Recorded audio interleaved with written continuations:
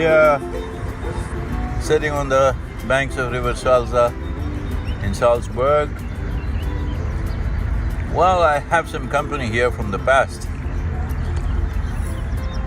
At one time, I spent so much time just simply staring at the water and its endless number of forms that it takes.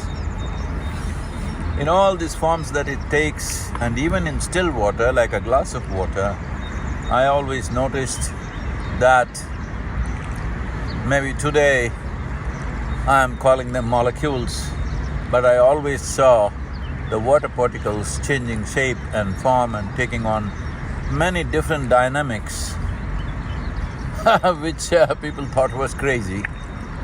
But here at Salzburg I have some company.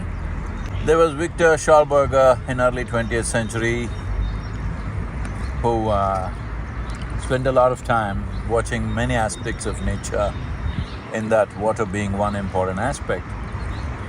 And he spoke about it elaborately, out of which many designs were made as to how water behaves when it's moving.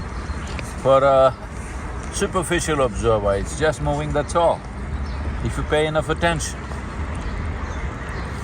Well, we are doing what's called a samyama, which is absolute attention.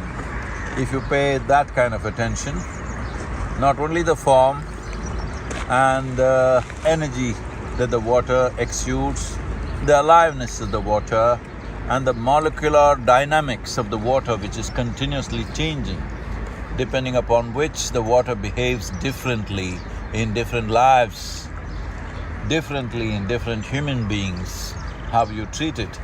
72% of your body being water. How you treat it, how you perceive it is extremely important. This is the land of Victor Schallberger.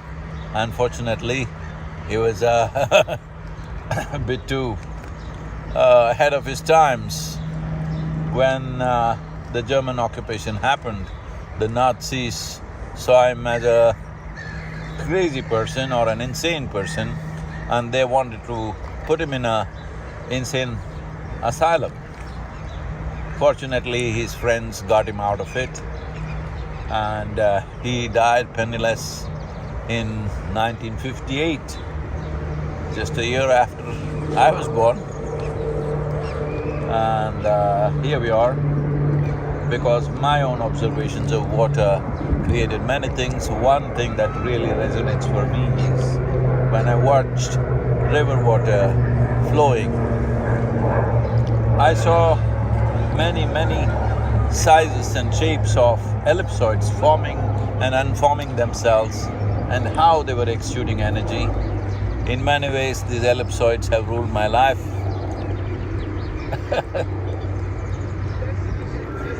It's very difficult to explain without being termed crazy. That's the whole problem. Those who are stuck in the structures of logic, any deeper delving into creation looks crazy to them.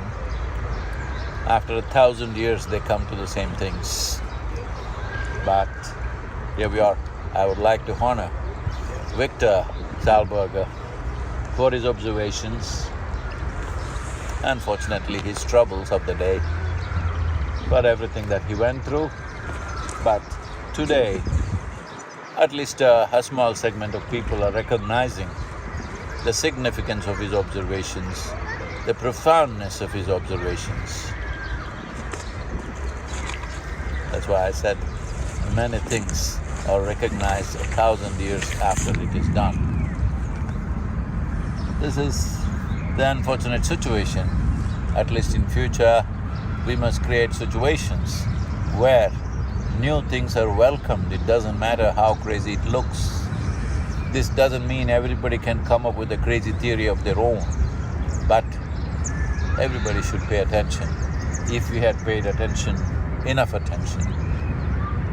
Did I have to do this Save Soil movement?